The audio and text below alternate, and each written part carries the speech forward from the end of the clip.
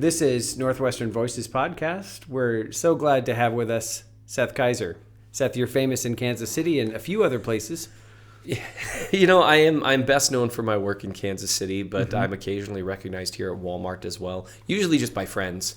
Just because you're there all the time. Yeah. Well, peanut butter M&Ms, if they made them available somewhere else, I would buy them somewhere else, but you don't think they don't sell them anywhere else, like not Amazon or, I mean, paid endorsements. If I started to buy my peanut butter M&Ms from Amazon, I feel like that's a sign that there's a real problem. Every day at 8 o'clock, they're just like, all right, send the drone out. I know he's going to order it. Just drop it. You know what? That's a good idea for a business model. Right now, what I have in exchange of that is teenagers, where like, you know, at approximately 10 at night, I can text my son and be like, hey, what you doing? It's like, well, I'm downstairs, Dad. Would you like to, by any chance, get some food? For yourself, of course. And while you're there, I'll take some peanut butter M&Ms, maybe a Tombstone. I can't figure out why I'm not losing weight. Do you like Venmo him money, or are you just like, hey, remember how we've been taking care of you the last 17 years? I want to do the latter. Or 16? 16, 17, I don't know. Whatever. Who knows? It feels like an eternity. It does. I want to just utilize guilt and shame. Yeah. And being a quarter Japanese, I am really fluent in that language. But my wife, who's much more, you know, Swedish and Scandinavian, she won't let me pull at those levers, which is really unfortunate. But yeah, it's what we do. So you give him money, or he just... No. Just, well, I mean, he just pays for it. I eventually give him you're money. welcome. Yeah, I eventually give him money. Yeah. Just like throw a hundo and you're just like, yeah, this is for the next 10 times I need to ask you to go. It's something. Shockingly similar to that, give or take. Like, I'm going to anticipate that you are going to be getting stuff for me many times in the near future. Yeah. Now, like when he first started driving, I'm sure he would be like, oh yeah, no problem. Any excuse to drive. Is he kind of getting over it now? So like I have two sons. I have two sons that are are driving now. One's actually moved out now, and my first son, my oldest son, Tucker. Hi, Tucker. He loved to drive everywhere. Still loves to drive everywhere. So all it took was the mere suggestion, and he's like happy to do it. He would sometimes text me like, "Hey, I felt like maybe you want some Burger King," and I was like, "I do want some Burger King." You are the power of suggestion. Yeah, you're so in tune with me, son. Mason hates to drive, which is ironic. I think this beats the definition of ironic because he's a pizza delivery driver for the wonderful business of Rocky's Pizza, which, since we're just digressing and stuff, has treated him so well and been such great employers. We are so grateful for that as his first job. And he loves it too. And so, but it is ironic that he does not really like to drive, but yet he somewhat does it for a living, I guess. I wouldn't say for a living because he lives off the, you know, grace and legal requirements of myself and his mother. But I think it would be ironic if he worked for like a government agency where he was encouraging people to buy cars and drive, but didn't. Is this the ironic definition thing? It's like the whole the irony of the song "Ironic" is that nothing in the song is ironic. Right. Yeah. I did not pick up on that until approximately 2 years ago, and by pick up on, I mean someone explained it to me. Yeah. Yeah, it's like rain on your wedding day. That's not ironic. That's unless you're like a weatherman and you're like, oh no, I swear it's gonna be good. Yeah, it's coincidental. Yeah, there are lots of annoying coincidences, and I suppose coincidental is that's a mouthful for the name of a song. Oh yeah, yeah, yeah. No, I'm not gonna sing. I stopped myself. No, do it. I want to hear. I want to hear the parody of that song. I would. Coincident. I would, but this is one of the reasons why I almost didn't agree to do this when I heard it was you and not Zach. Because Zach is all business. Sorry, yes. Whereas you, no, that's a compliment. Oh. And an insult to Zach. Okay. Who is, you know what, for those who listen to and watch this podcast, Zach is a dear, dear friend who I think is one of the, he's fine. Like, I mean, moments like this is like, you know, what you do, like when your kid graduates, you put all this stuff on their card. They're like, they're taking the world by storm. And in the back of your mind, you're like, well, maybe. I mean, who knows? Yeah. So that's all I'm doing here. So what I was saying is, Zach is an Adonis among men. And perhaps one of the bravest and greatest humans to exist since, I want to say William Wallace, but I hear the historical version of him is not as brave. So let's go since the Mel Gibson version of William Wallace. Right. That is basically Zach, but a lawyer. Yes, and podcast host. And yes, I am guest hosting this week. So I mentioned Kansas City, and unironically, they're going to be playing in some game coming up. It's soccer, right? But it's a version of soccer in some ways. So the Chiefs just got done playing the Arrowhead Invitational, which is the new name for the AFC Championship. Because shout out to Nick Wright who coined that phrase with Fox Sports. The Arrowhead Invitational is hosted every year in Kansas City, and that's where some team from the AFC comes to Kansas City. One year the city of Buffalo generously agreed to host it, or I'm sorry, the city of Baltimore generously agreed to host the Arrowhead Invitational. And there were renovations, I think, at Arrowhead. It was, they had taken like half the season off, basically. Yeah. And through that, they'd lost the right to the Arrowhead Invitational. And so the way that works is every year at the end of the football season, some team has the privilege of playing the Kansas City Chiefs. As a stand-in. Yeah, to see who might go to the Super Bowl. It's definitely going to be either the Chiefs or someone else. And they're playing in the Super Bowl here now against the Philadelphia Eagles, who, given the listenership and the viewership of this podcast, I imagine are loathed by almost everyone listening and watching. Because most Minnesota fans really have a pretty strong distaste for the Eagles, and Eagles fans in particular.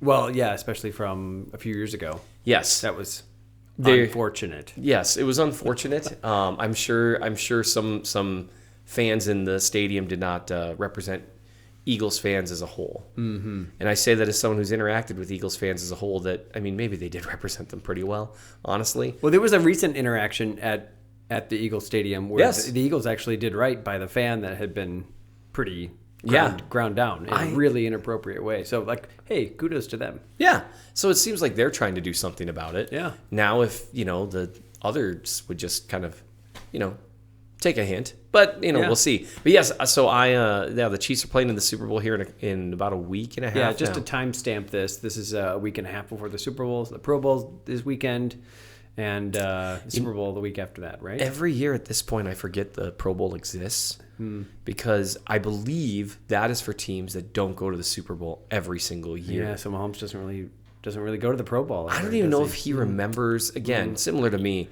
If someone mentioned it to him, he'd be like, a bowl for pros? What is this? This is odd. Where are you going? Orlando? Or I don't even know where they go. They used to go to Hawaii every year. Right, yeah. And honestly, I couldn't even tell you where they're going this year. It's kind of a funny thing with the Pro Bowl because it's universally derided as kind of meaningless at this point. The problem is anytime a player is about to go to the Hall of Fame, or they're debating whether he belongs in the Hall of Fame, one of the first things they talk about is, well, how many Pro Bowls was he selected to? Right, yeah. So that's they mentioned it, yeah. 8-time Pro Bowler, da-da-da. And so it's interesting how something could matter so little and yet so much. Is that ironic? It would be ironic if it were Roger Goodell.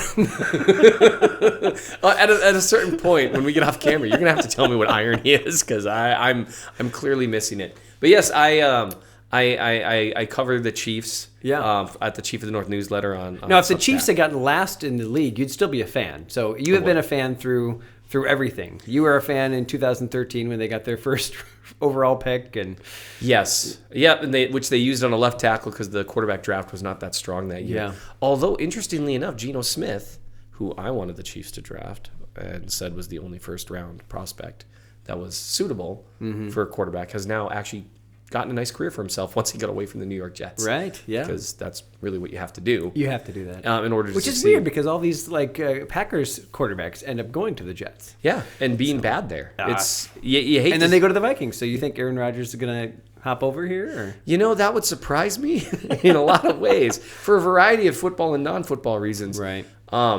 But the coach doesn't hate his job. The coach of the Minnesota Vikings doesn't hate his job that much where he wants to be fired. He seems by Aaron Rodgers. I don't know what makes you think. It's not that Aaron Rodgers gets people fired. It's that he says things and does things that leads to them getting fired.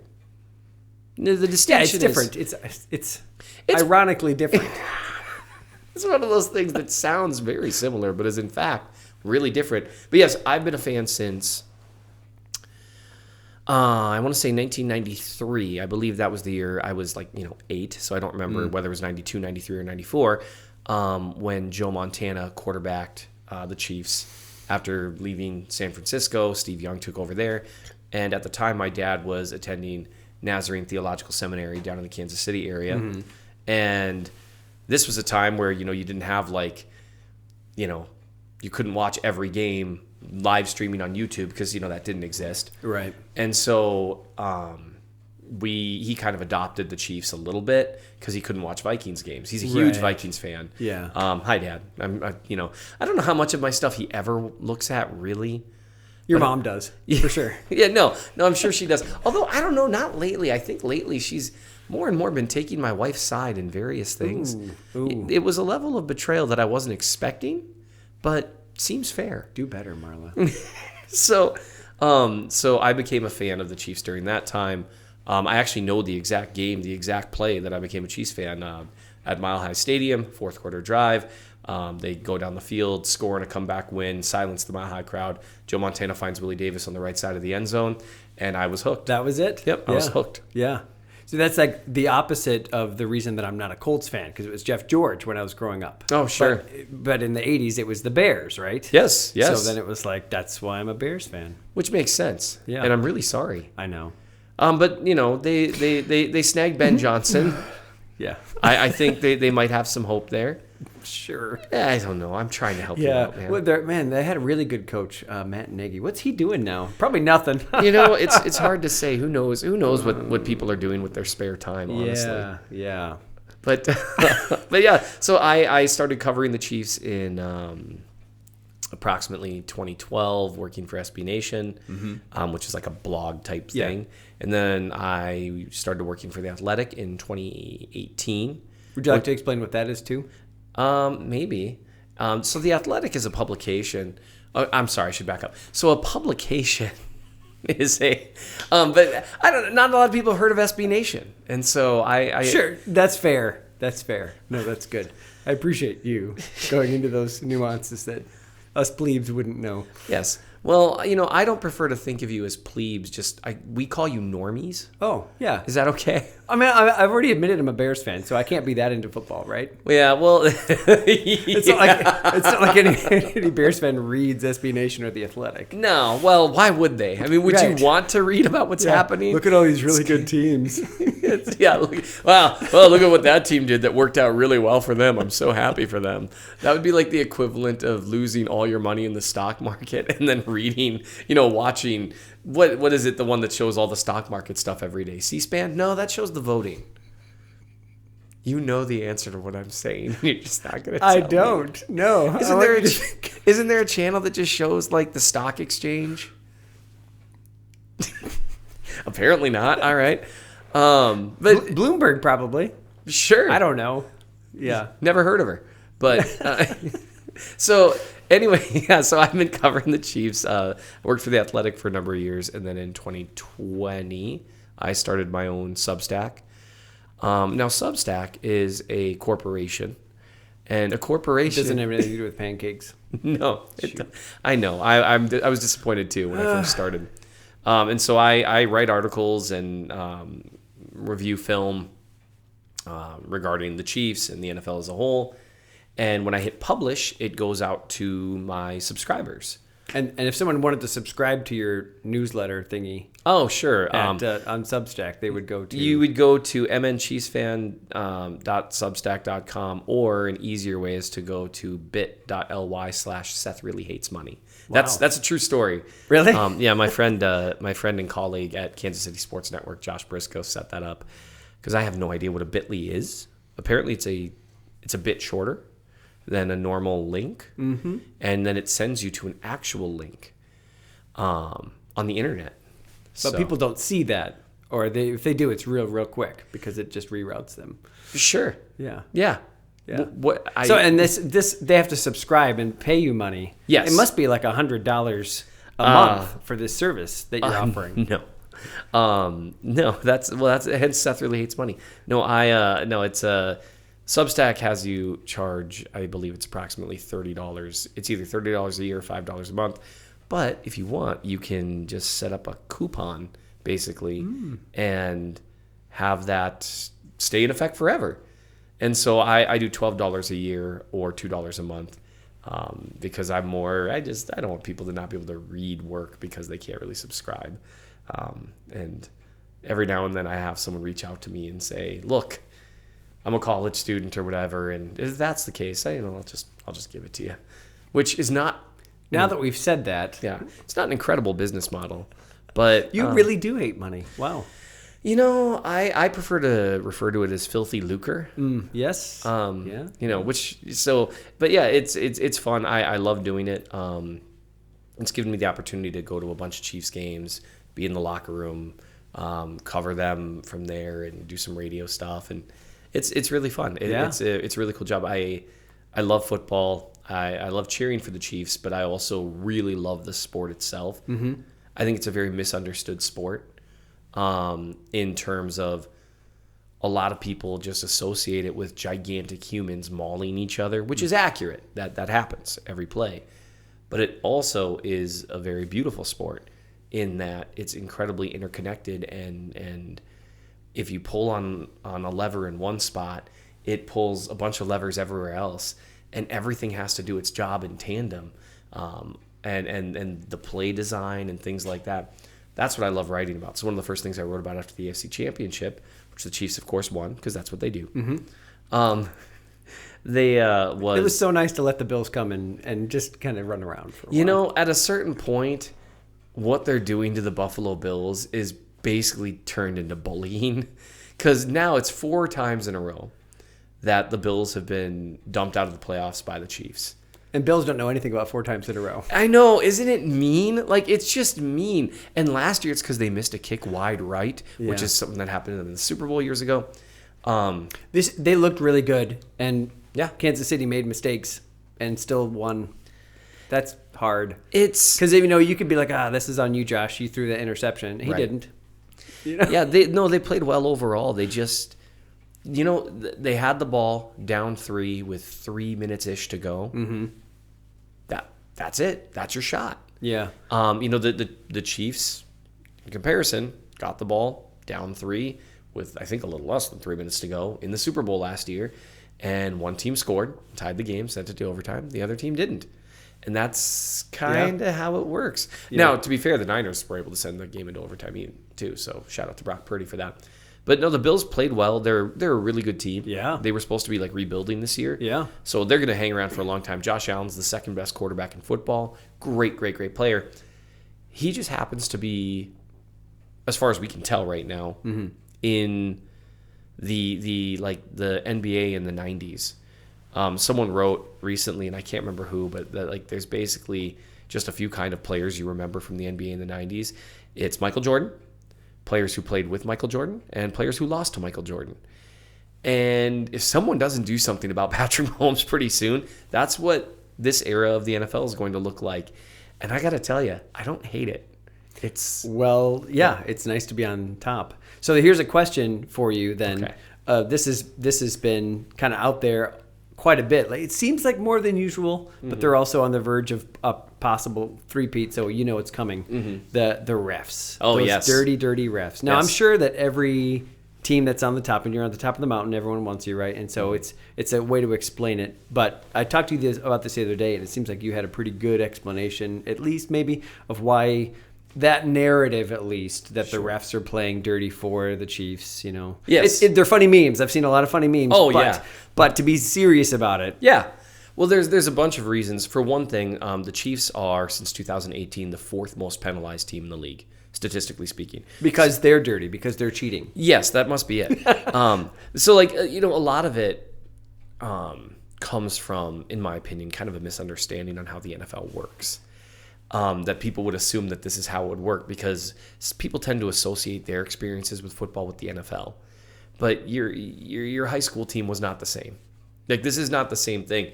What you're talking about is a corporation that has 32 separate owners. And so for a collusion of this nature to occur would require hundreds and hundreds of people to be complicit, which isn't out of the realm of possibility. Sure. But then you have to anytime you hear a conspiracy theory, you always need to ask yourself, who stands to gain from this, what do they stand to gain, and what do they stand to lose. And when you ask yourselves those questions, you can ask yourself whether it actually makes sense. So the NFL primarily makes most of its money through television rights. And so people say, oh, yeah, they're selling out for the TV rights because of Taylor Swift. Sure. Because sure, Chiefs tight end Travis Kelce's dating Taylor Swift. She's probably the most famous woman in the world. And they do show her on the TV for like 3 seconds every game. Yeah. And personally, I mean, I just can't believe it that people have to look at something that's not on the field for 3 seconds. I mean, it's got to be like torture, honestly. Yeah. I mean, it is a little bit when it's like Jerry Jones, but not when it's Taylor Swift, right? So, because I mean, they show all kinds of people. Oh no, they show famous people all the time that Yeah. attend games. They do it on courtside at NBA games all the time. Yeah. And I get it. People tend to. I think everyone associates everything with politics at this point, which sure. is deeply unfortunate because it's just a football game. But be that as it may, so what the argument is that the NFL, in an effort to make more money, wants to promote the Chiefs forward in order to make more money. Mm-hmm. There are several reasons that's dumb, for lack of a better term. For starters, the Chiefs won 2 Super Bowls before last year. Well before Travis Kelce was dating Taylor Swift. The Chiefs are one of the smallest market teams in the NFL, meaning they have one of the smallest, technically, fan bases prior to winning all these Super Bowls. And it's like, well, now that they're winning all these Super Bowls, yes, but now you're talking, you put the cart before the horse. Right. You would have to say that the NFL, which we'll get to in a second, woke up one day and said, we are going to promote some team.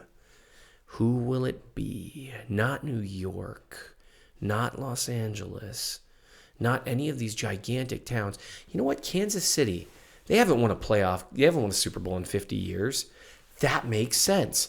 You'd have to convince yourself of that. Yeah, not Minneapolis that hasn't won yet. Yeah. To make it equal. Yeah, absolutely. Yeah. You'd have to convince yourself that was true because, again, the Chiefs won 2 Super Bowls well before Taylor Swift existed. Here's the other thing.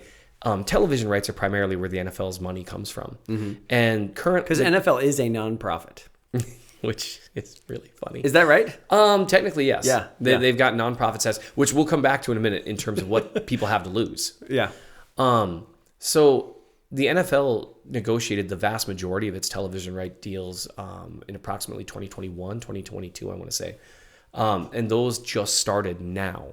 Now, they do have some individual games to sell streaming rights for. Mm-hmm. Amazon, Netflix. Those are the ones that you hear about right now, like the primetime games. Yeah. But the vast majority of their television rights are set in stone for the next 7 years. And so what someone's trying to convince you is that the ratings of one team out of 32 in individual games, that there's hundreds of games that are played every season, will somehow move the needle 7 years from now during those negotiations. That's ridiculous. It's just blatantly absurd. Mm-hmm. Now, the other thing to take into account is the NFL has to average out those viewings. And so promoting one team at the expense of others, it's kind of evens out in the end. And again, you talk about like, well, there's the Swiftie bump. Right. A few million more in one broadcast a week is not going to significantly affect television rights. So yeah, well, I personally don't know of anybody who would watch a whole game for 3 seconds of Taylor Swift's face when they could just probably find another way to look at her face. I would just say that I have seen people attend games because of it. But, I mean, Arrowhead's been selling out for But that's decades. a different thing to be, like, in the building with her. Oh, yeah. Or to watch I had it. people texting me, like, which thing is she in? Like, can you take a picture? I was like, no, I'm not going to do that. So here's... You've never met her, though. No. I've stood next to Travis Kelce and asked him a question in a media scrum, but I mean, he couldn't pick me out of a lineup if his life depended on it. At least I don't think. That'd be funny if he could, but I don't think his memory's that good. But no, I've never met Taylor Swift. The most famous person I've stood next to is Patrick Mahomes. Oh, sure. And that he's the free safety. Yes, yes, he is the greatest quarterback to ever play the game. I don't even want to debate that issue. So here's the other issue. Then I won't. We won't even go there. We'll just leave that right there. I do think a lot of people are really interested in this whole like refs rigged type thing. Yeah. And so really they don't really have anything to actually the NFL, because this you always hear with conspiracy theorists, you hear they. Mm-hmm. Who's they? Well, Goodell is rigging it. Well, Goodell is essentially the CEO that is paid by 32 owners. Right. So he can't do anything without them. So you would need all 32 owners to be complicit. Mm-hmm. You would need Goodell and a number of administrators to be complicit. You need the referees to be complicit. And then you'd need players to be complicit because no matter how hard you try to rig a game, if the players mess it up, you're in real trouble. Yeah. You would also, and this is one of the funny things that I point out to people a lot. Everyone that says that there's some conspiracy for the Chiefs are also people who believe that NFL refs are incompetent. So to be clear, they're super incompetent. They're really good at their job in one area. Except when it comes to rigging games for the Chiefs in a way that doesn't really show any statistical correlation. Right. So then people talk about, oh, well, what about in the playoffs? The Chiefs' opponents have been flagged more in the playoffs. Well, if you isolate those numbers for false starts, illegal formations, and other things that are drastically affected by whether you're at home or whether you're in away. Not holding or correct illegal blocks or you do have a small advantage for the Chiefs there, but nothing that statistically is weird in an 11-game sample size. And people that are arguing it, they always go back 11 games because if you keep going back, suddenly it starts to even out, which is what happens with sample sizes. And here's the final thing. So there's not much to gain there. There's a ton of people you'd have to have involved. And here's the reason that matters with a bunch of people who would have to be involved is the penalty. The NFL is king. They destroy every other sporting league in viewership every year. Of the 100 most watched events or television events in America, at least 70 of them are NFL games. Yeah, they even beat like sitcoms. Yep, sitcoms. Oh, they destroy sitcoms. They destroy college football. They destroy everything. Yeah. They even only like the Olympics come close sometimes in like college playoff games.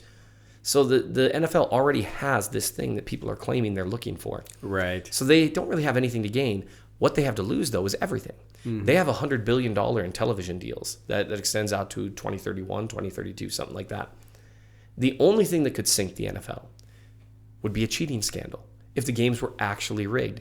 And so the idea is these 32 owners, for reasons unknown, are willing to risk everything to gain almost nothing.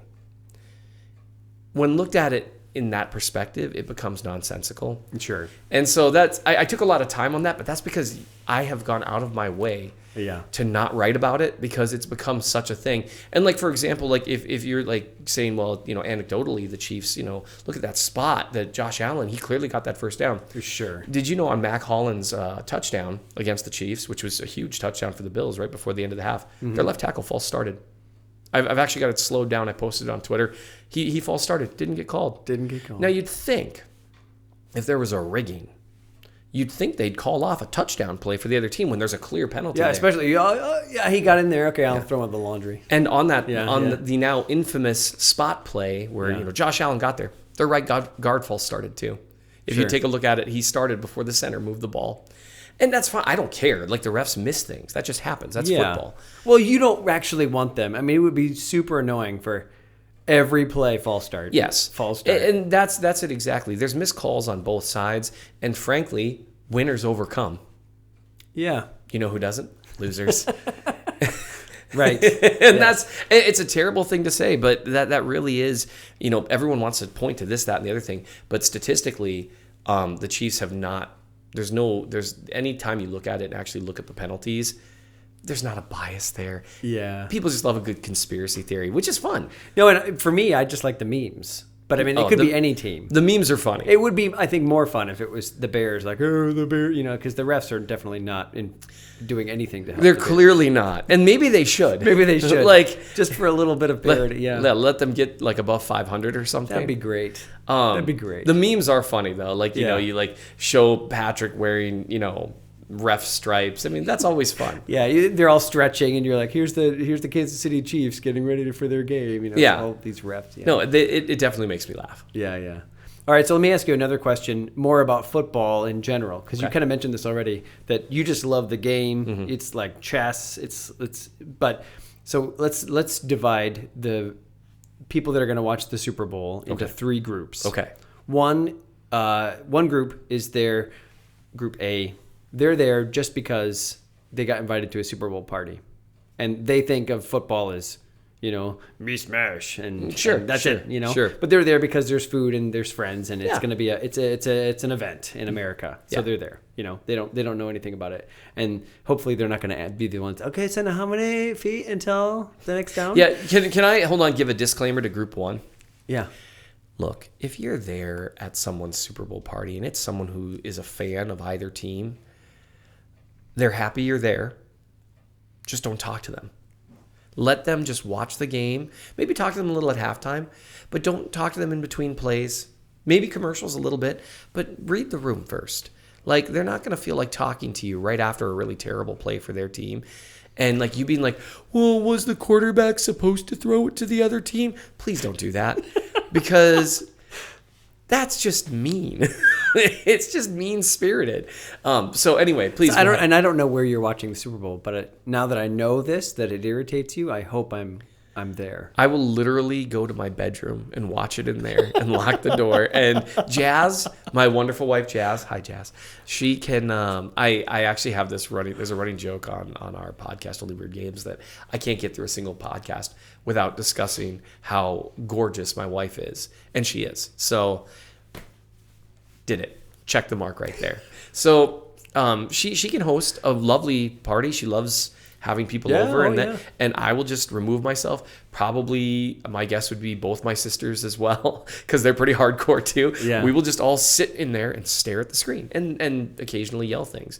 We actually had the privilege of having friends of ours over, which included you, and then other friends who I have no idea if they want to be mentioned on something that's public, so I won't. They got to watch me pace around and act like a crazy person. Oh, for the championship. Yeah. And I apologized. Yeah. I was like, I am aware that what I'm doing right now is not.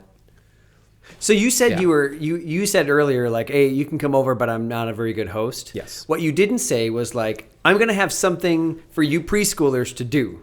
There's a puzzle. You work on that puzzle. That was Jazz's idea.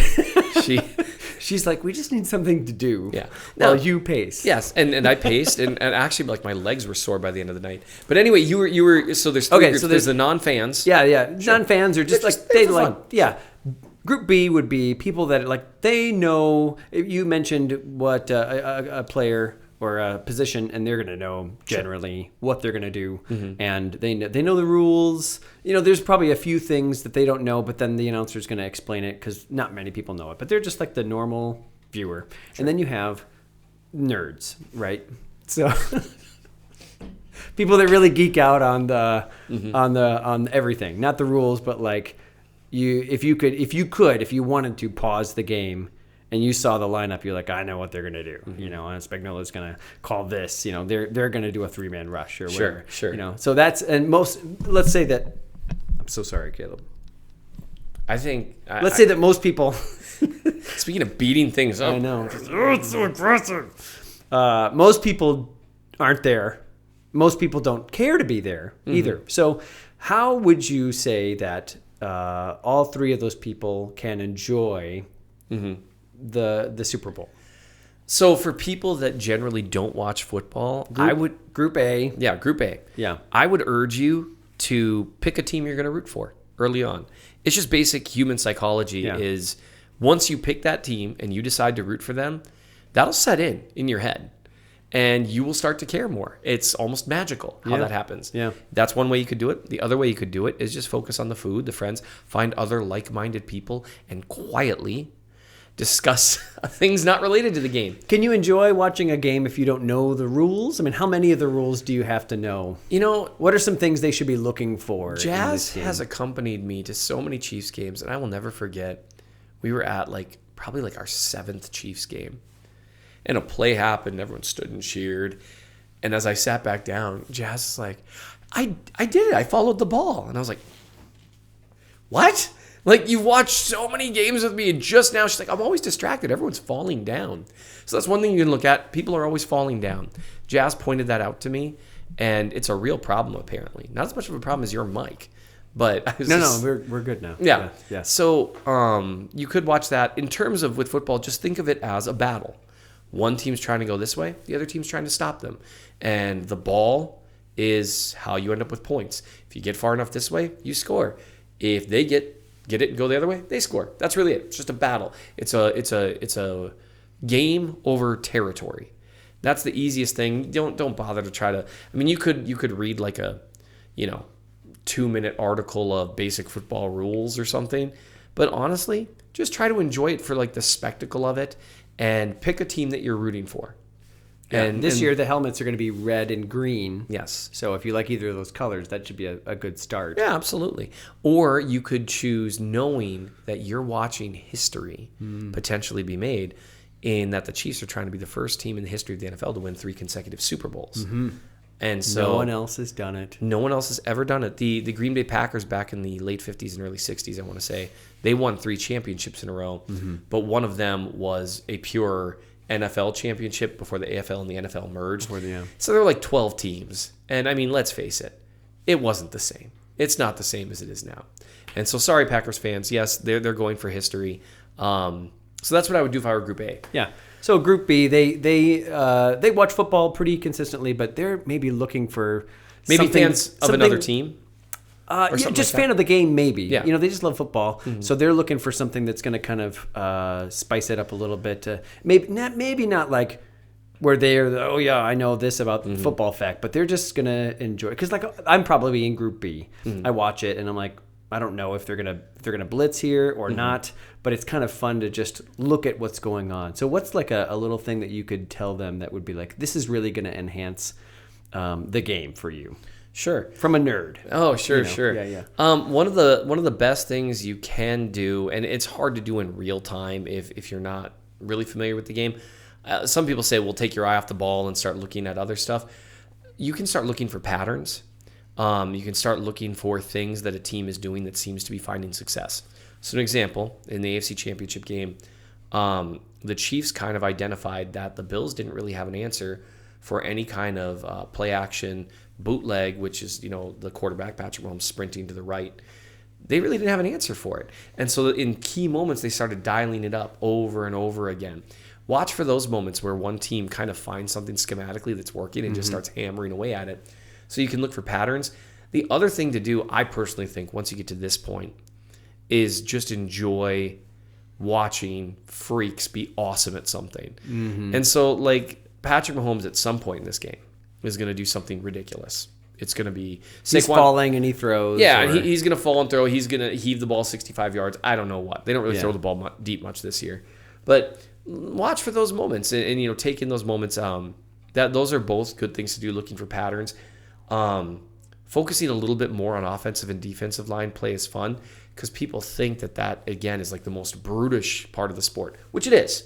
Anyone who's never attended like a training camp or been able to get like field level when these pro athletes are doing it, how hard those guys are hitting each other from that foot they are apart is unbelievable to hear.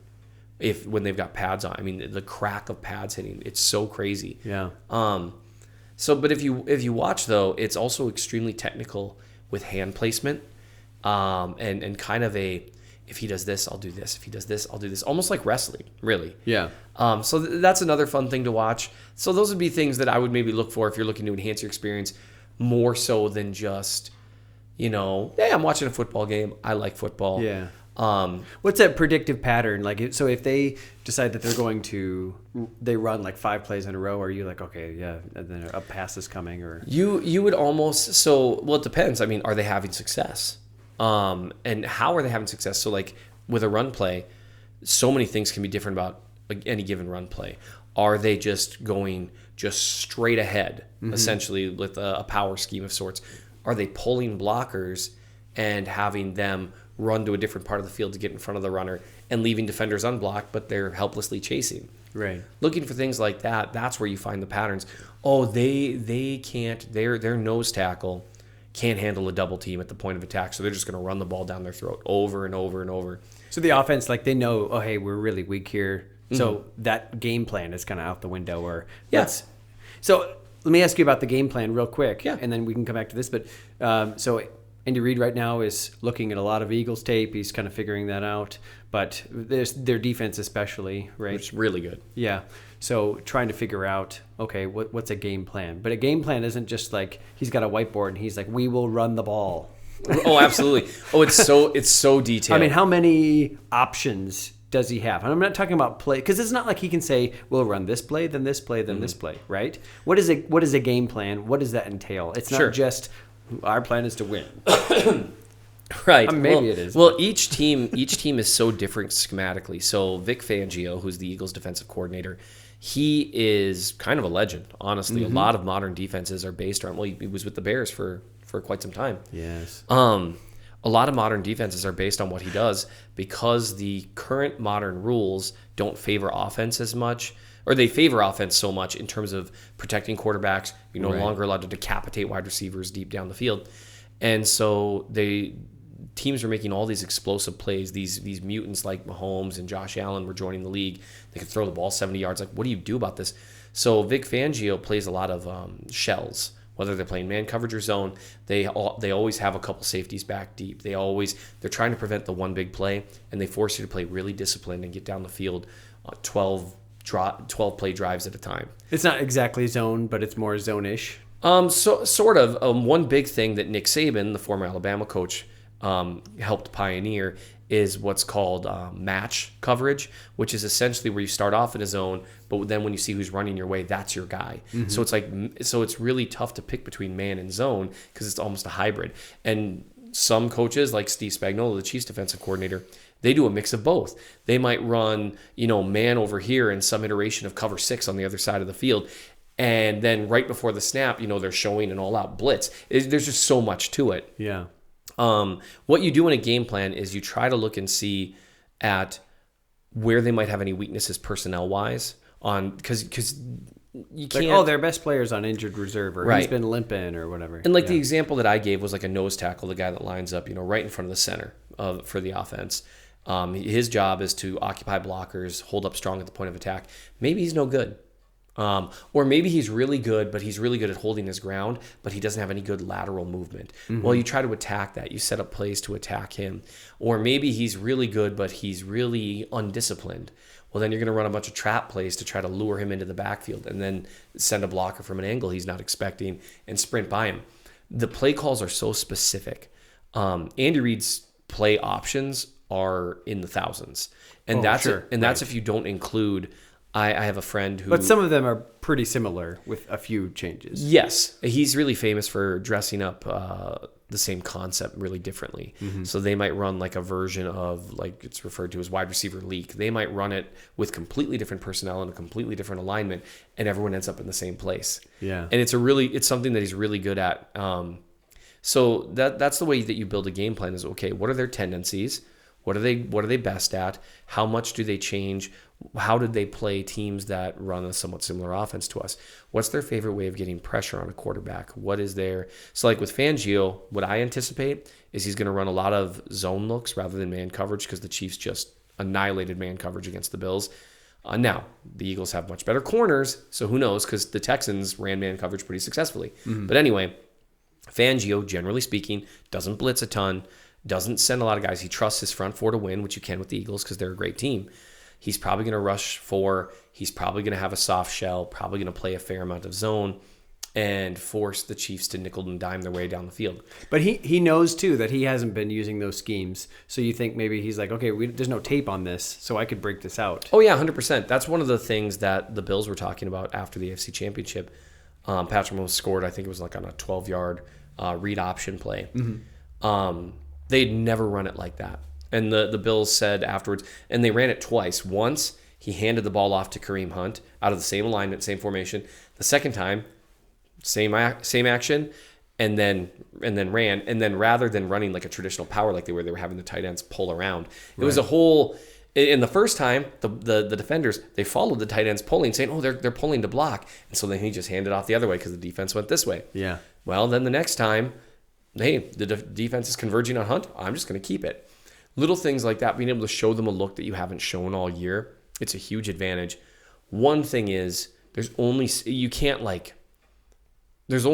many ways to skin a cat, as it were. Yeah. And I don't know if that expression's appropriate anymore. Are we not supposed to be skinning cats? Okay, you know what? Let's not. When I do it, Are you in Hubbard County when you do it? And would you have some dates to perhaps provide to us? Here, hang on. I need to write something down. the ironic thing. So, they're dead. It says skin a dead cat, right? Yeah. It's not a skin a live cat. Yeah. What kind of monster? Well, that's one of the two ways you could do it, dead or alive. So see, we've already got two doubled their iterations. options. Yes. So There's a finite number of ways that you can line up. There's a finite number of ways that your offense runs. Mm-hmm. There's core concepts within it, and how much variation you can get and how you can dress it up. That's what separates success from failure, and how much you're able to adjust to your personnel. Yeah. And Andy Reid's great at that. But there's, you'll probably see, I'm guessing, 15 or so looks that you haven't seen from the Chiefs at all. Okay. And then the rest is going to be derivatives of stuff. Right. But there's also stuff that you just do so well that the other team... they know it's coming, but it's going to be hard to stop anyway. Right. And you don't want them to know precisely when it's coming. You just want them to know, like, oh, man, they got us with a Travis Kelce choice route again. And so, in that way, you try to figure out how do you do what you do best, but also formulate what you're going to do around what they do. And it's incredibly difficult. There are not many people that can be good at it for years. You say Andy Reid has like thousands of plays. How many snaps are there going to be on the Chiefs side? How many snaps in a game? Some on offense, somewhere between 40 to 70. Okay. I mean, so you have such a limited number of opportunities. Right. And within those thousands of plays within each play are dozens and dozens and dozens of variations. Yeah. Because it just depends on what the defense does after the snap. Yeah, he's looking at it and he might change it, and he might, I got to do this. And he's a smart player. Yes. That's the thing about Mahomes. He's really, really smart. He's athletic, but... He is. He takes it really, really seriously. He has not a photographic memory, but a eidetic, I want to say. I can't remember what it's... Ironic? Yeah, he has an ironic memory in that he's not supposed to have it. I don't remember what it means anyway. So he can, once he sees something once, he generally knows how to execute against it again. Yeah.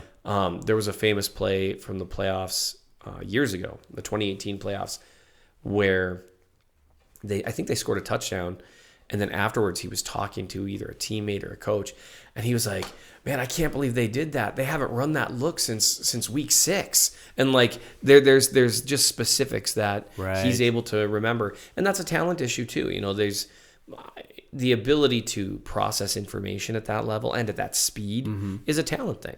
Yeah. Some people, like, no matter what, I always my son Lucas, I was working out last night, and he asked me, he's like, Dad, are you going to work out until you have a 9-pack? Because he just watched the Lego Batman movie. Oh, yeah, yeah. And I said, son, I cannot have a 9-pack. And he was like, well, why not? And he's like, even if you worked out every day? I was like, even if I worked out every day. So genetics play a role in this. And people tend to think about that only in terms of chocolate M&Ms. And well, not just M&Ms. Peanut butter M&Ms. Chocolate M&Ms. But none of them have chocolate in them. I could eat perfectly and work out every day for the next 10 years. Yeah. And there's a limit to how shredded I can get compared to some people. Now am I going to try to test that theory? No, I'm not. Well, yeah, you just give up now.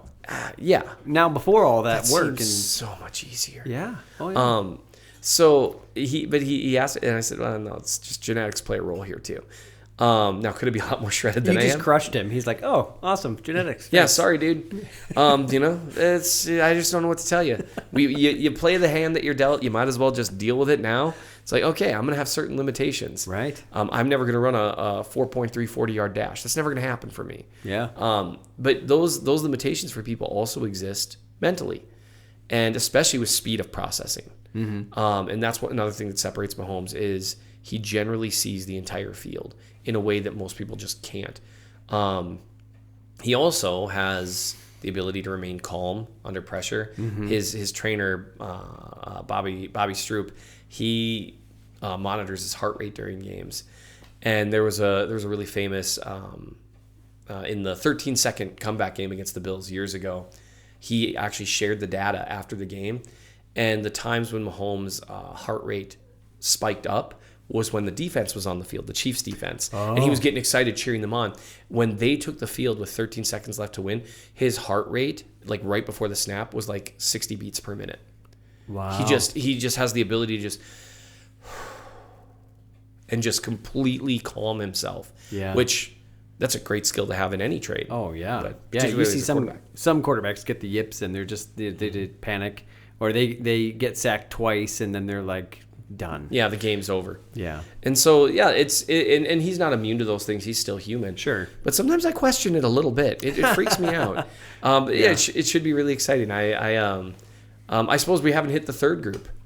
So yeah, so have you gotten to the point? I mean, obviously there's certain things where if you get so good at it that you don't really enjoy it anymore, it becomes more like a process. And I'm guessing you haven't gotten to that point? No, I mean there's so much with football.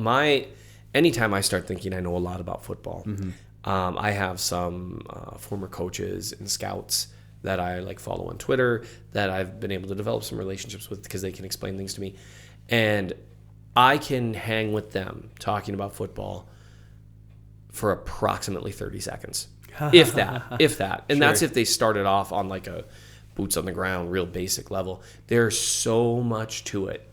And that's actually one reason to keep circling things back to Mahomes, I guess. It's one reason he ended up falling in love with football as opposed to baseball, which was kind of his first sport, is that... Because his dad played. Yeah, absolutely. Yeah. But he felt like there's so much... And this is nothing against baseball, but baseball is a sport of perfecting the same thing. Football is a sport where there's always more. Yeah. And each system contains within all those things. So for me, there are times where I feel like I'm watching or writing about some of the same things over and over because of my limited knowledge, but also because you reach a point to where people just hear Charlie Brown's teacher. Right. And I don't want to hit that point. My goal is to be as relatable as possible in how I talk about the game, to where people like me, the more I learn about the game, the more I love it, the more I'm like, man, that is so complicated. And it's so fun. And for me, the more I understand it, the more I love it. And so my goal is to always take people that understand less than I do, bring them to the same level of understanding that I have. And then I got to figure out how to understand more so I can get that then, and then try to bring up readers to that level. And then hopefully eventually one day I will know like 0.5% of what there is to know about football. Yeah. So the nerds, you think they enjoy it probably more than anybody? I do. Yeah. I do. People that love football, love it. Absolutely love it. Like you think Tom Brady's like, this is awesome. Like he's not playing in it. The Patriots aren't in it. The Bucs aren't in it. But he's like, this is awesome. He just loves it. I think so. I mean, and for them, I'm sure certain things are mundane. But I mean, those guys, they just love to talk ball. They just love to say, oh, look what he's doing there. Look at it. And it just that's one reason why Tony Romo gets so excited on the broadcast, because he gets so excited talking about what just happened. Yeah. And it's fun. Yeah. Do you have any, and this is a dangerous thing, but it's just for fun, any predictions? Who's going to win, what the score is? It seems like, Chiefs have pretty good momentum, Yeah. Well, every team right now has good momentum because it's just the two of them, and they both won their last however many games. But, it seems like last year they had some real, struggles halfway through the season, and then they kind of brought it around. But Chiefs, they ended up the number one seed. Yep. They're just, steamrolling. And that's either a good thing or ask the 2007 Patriots. It could be a bad thing. No, it can. One problem for the Patriots that year is they ran into Steve Spagnuolo's defense, and he's with the Chiefs. But Vic Fangio was great too. He's an awesome defensive coordinator. I think this is an oversimplification, but I think the Chiefs have the better head coach and the better quarterback. And so often in the NFL, it comes down to that. And